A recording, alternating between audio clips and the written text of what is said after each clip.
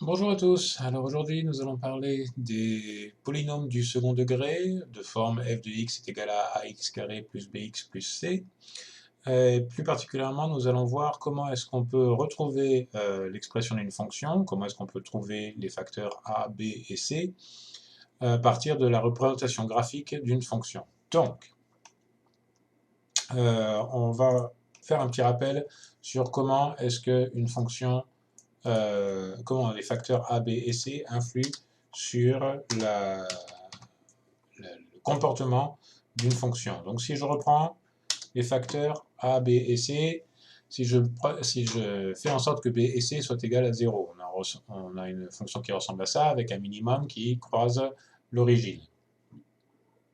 Maintenant, si j'ajoute une valeur pour B, je vais peut-être prendre quelque chose d'un petit peu plus grand, 0,5, on ne voit pas tout à fait très bien, je vais reculer un petit peu. On voit que la courbe entière se retrouve décalée vers la gauche quand on met une valeur positive pour B. Si on met une valeur négative, on voit que ça fait l'inverse, ça le déplace vers la droite. Ensuite pour C, bon C ça va être le plus simple. Si on prend 4 pour C, on voit que ça a décalé la courbe entière vers le haut, et si on prend moins 4, on voit que ça l'a déplacé vers le bas. Donc, revoyons un petit peu ces formules. On a vu donc la forme d'un polynôme du second degré, f de x est égal à x carré plus bx plus c. Et on a vu les coordonnées du vertex. Alors c'est quoi le vertex? Pour rappel, c'est le minimum ou le maximum, ça dépend de la fonction. C'est les coordonnées du minimum ou du maximum. Donc ici, dans cet exemple-là, h est égal à 5 et k est égal à 10. Donc les coordonnées du vertex sont 5, point virgule, 10. Ensuite, on voit graphiquement que la courbe passe par l'axe des ordonnées au point 30, donc quand f de x est égal à 30. Et donc on a vu que c, c'est l'ordonnée à l'origine, donc c est égal à 30.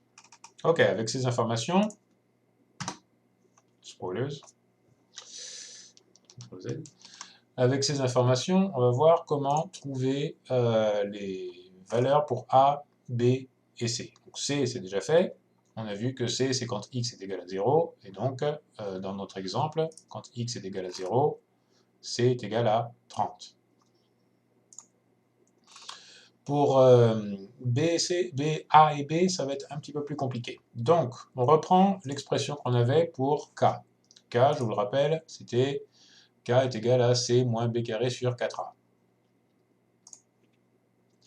Donc l'idée, c'est résoudre cette expression pour une des inconnues, A ou B. On va choisir B. Donc première chose à faire, je vais zoomer un petit peu.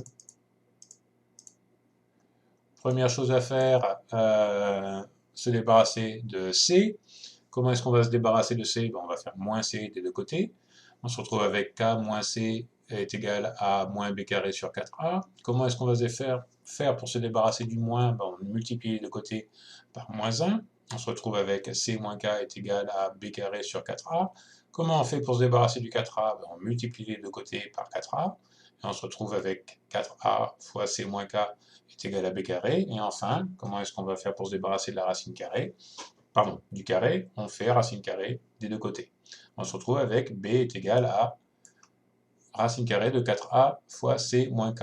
Alors il y a un petit problème avec cette expression, elle est juste, mais il y a un petit problème, c'est que elle suppose que c'est pas possible pour B d'avoir une valeur négative. Donc c'est bien que B peut avoir une valeur négative. Donc cette expression, elle va nous servir, mais ce ne sera pas l'expression finale pour B.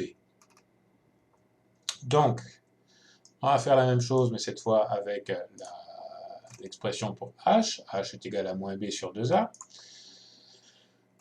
Donc, comment est-ce qu'on va faire pour résoudre ça pour b? On va se débarrasser du 2a qui est dans le dénominateur. On multiplie les deux côtés par 2a. On se retrouve avec 2ah est égal à moins b. Et comment est-ce qu'on fait pour se débarrasser du moins 1? Du moins, on multiplie les côtés par moins 1. On se retrouve avec b est égal à moins 2ah. Donc, on a deux expressions pour b. B est égal à racine carrée de 4a fois c moins k, et B est égal à moins 2AH. Donc, comme ces deux expressions sont égales, comme B est égal à lui-même, B est égal à B, on peut écrire moins 2AH est égal à racine carrée de 4a fois c moins k. Maintenant, tout va tenir dans résoudre pour A. Donc, comment est-ce qu'on va se débarrasser du moins? On multiplie les deux côtés par moins 1. Comment on se débarrasse de la racine carrée? Ben, on va mettre les deux côtés au carré. Le moins ici va disparaître parce que moins 1 fois moins 1, ça fait 1. N'importe quel carré d'un nombre négatif donnera toujours un nombre positif. Ensuite, comment se débarrasser du 4a? On divise les deux côtés par 4a. Comment se débarrasser du h carré? On divise les deux côtés par h carré. On se retrouve avec une expression a est égal à c moins k divisé par h carré. On a maintenant deux expressions. A est égal à c moins k divisé par h carré, ce qu'on vient juste de trouver. On peut mettre cette expression pour a dans l'expression b est égal à moins 2 sur ah, pardon, moins 2 fois ah. On ne va pas la mettre dans la première parce qu'elle nous posait problème, donc on le met dans la deuxième. Et on se retrouve avec b est égal à moins 2 fois c moins k divisé par h. On peut simplifier, organiser un petit peu, et on se retrouve b est égal à 2 fois k moins c divisé par h. Maintenant qu'on a ces deux expressions, on va pouvoir les utiliser dans notre exemple, en remplaçant k et h par les coordonnées du vertex, excusez-moi, h et k, je devrais dire, par les coordonnées du vertex, et c par leurs données à l'origine. Donc, ça nous donne b est égal à 2 fois 10 moins 30 divisé par 5, ça fait moins 8, et a est égal à 30 moins 10 divisé par 5 au carré, ça fait 0,8. Maintenant, on va vérifier que tout ça fonctionne sur notre graphique. J'ai déjà mis les valeurs. A est égal à 0,8, B est égal à moins 8, et C est égal à 30. Et ça me donne en effet une courbe qui passe par le vertex de coordonnées 5, 10, et par l'ordonnée à l'origine, 30. Donc la forme de cette fonction est en effet f de x est égal à 0,8x carré moins 8x plus 30. Donc voilà, c'est la méthode pour pouvoir trouver, je vais remettre les formules, on a une fonction de forme f de x est égal à ax carré plus bx plus c. Si on peut lire les coordonnées du vertex hk et leur donner à l'origine c, en utilisant ces deux petites formules, b est égal à 2 fois k moins c divisé par h et a est égal à c moins k divisé par h carré, on peut trouver très simplement les valeurs pour a et b. Et donc trouver l'expression qui décrit cette fonction. Et voilà.